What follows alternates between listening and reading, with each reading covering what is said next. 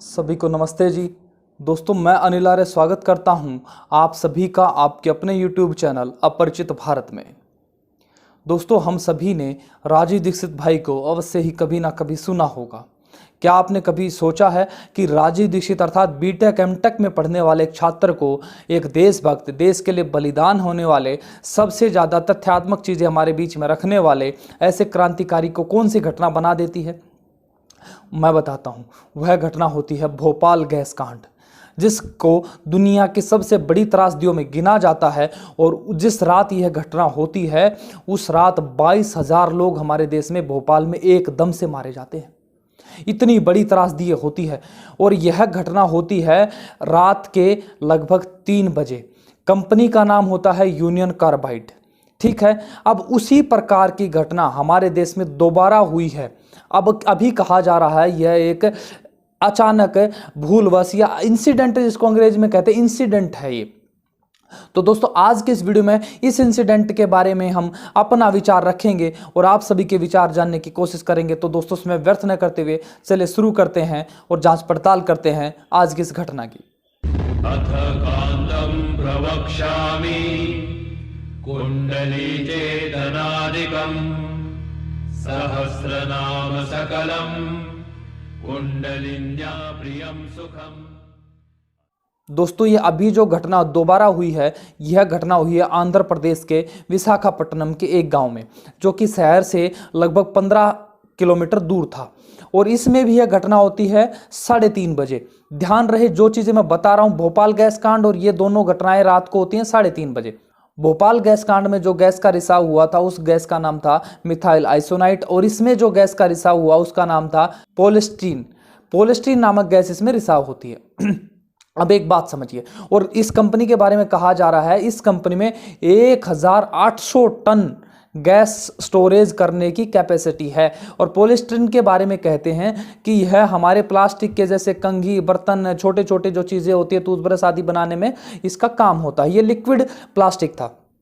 ठीक है, और इस कंपनी के बारे में बताऊं, 1961 में भारत में एक कंपनी का रजिस्ट्रेशन होता है जिसका नाम था हिंदुस्तान पॉलिस्टर। हिंदुस्तान पॉलिस्टर को 1978 में एक कंपनी टेक ओवर कर लेती है, साउथ कोरिया की कंपनी टेक ओवर कर लेती है, जिसका नाम था एलजी केमिकल्स। और आज वही एलजी केमिकल्स आज के समय में हमारे देश में एलजी पॉलीमर के नाम से जानी जा रही है। और उसी कंपनी की एक फैक्ट्री में यह दुर्घटना हुई है। अब दुर्घटना हुई, उसके बारे में थोड़ा बताऊं।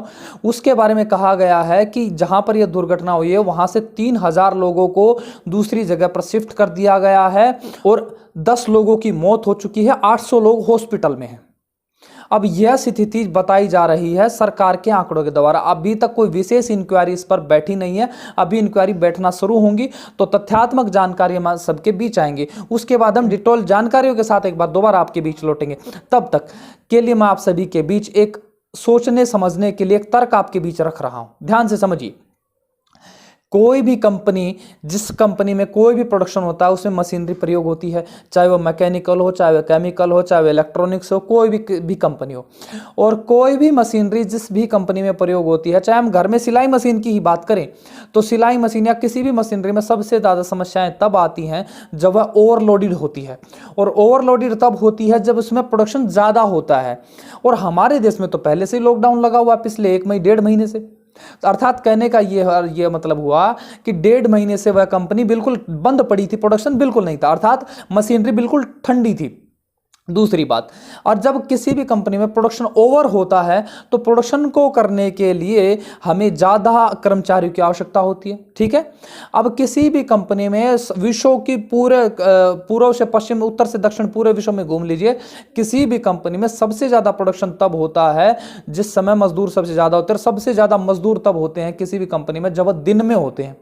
अर्थात किसी भी प्रोडक्शन में, किसी भी कंपनी के प्रोडक्शन का दबाव किसी भी मशीनरी पर तब होता है जब दिन होता है, अर्थात रात में लोड कम होता है। ठीक है, अब विचार करो, जब किसी कंपनी में रात में लोड कम होता है तो घटनाएं ऐसी रात में ही क्यों हुई?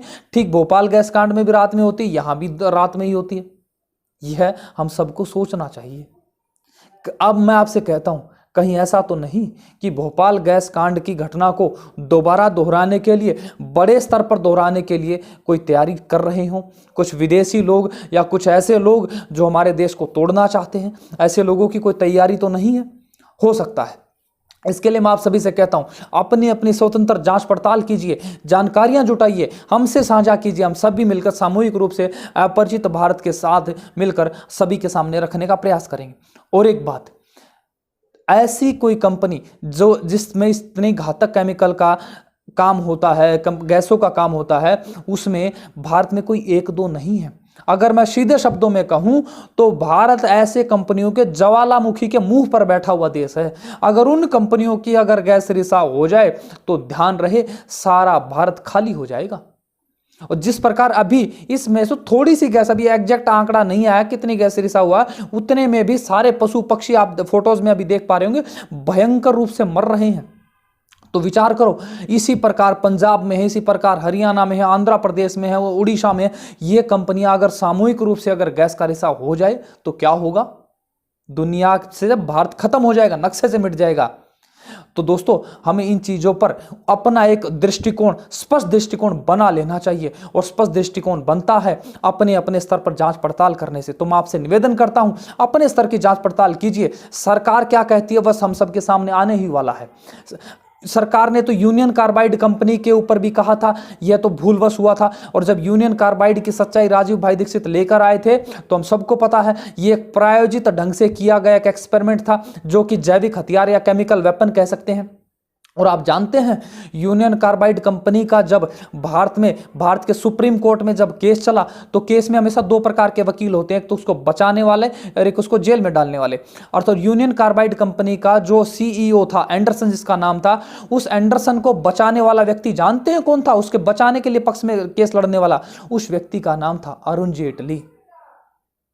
आप सुन्न हो गए होंगे सुन के, पर यह सच है। अरुण जेटली हमारे देश के वित्त मंत्री रह चुके हैं, और अरुण जेटली ही वह व्यक्ति थे जिसने एंडरसन के कहा था कि इसको हमें बाइज्जत बरी कर देना चाहिए। तो क्यों नहीं हो सकता इस प्रकार का यह भी एक उसी प्रकार की घटना हो? हाँ, हो सकता है। अभी हमारे पास तथ्य सामने नहीं आए, परंतु हम सभी मिलकर तथ्यों को लेकर आएंगे, क्योंकि हम सभी लोगों के अंदर कहीं ना कहीं राजीव दीक्षित अभी भी जिंदा हैं। तो दोस्तों, तब तक हम सभी लोग रिसर्च करते रहें, सरकार की रिपोर्टें आते रहेंगे, हम स्वतंत्र रिसर्च करते रहें, और तब तक आप सभी लोग अपना बहुत सारा ख्याल रखते हुए हमारे चैनल अपरिचित भारत को सब्सक्राइब कर लीजिए। बेल आइकन को दबाते समय ऑल नोटिफिकेशन को जरूर दबा लीजिए, ताकि आने वाले वीडियोस की नोटिफिकेशन आप सभी को मिलती रहे। और दोस्तों, अब मैं मिलूंगा आप सभी से अगले वीडियो में, तब तक आप सभी लोग अपना बहुत सारा ख्याल रखें। बहुत बहुत धन्यवाद, बहुत बहुत आभार, सभी को नमस्ते जी।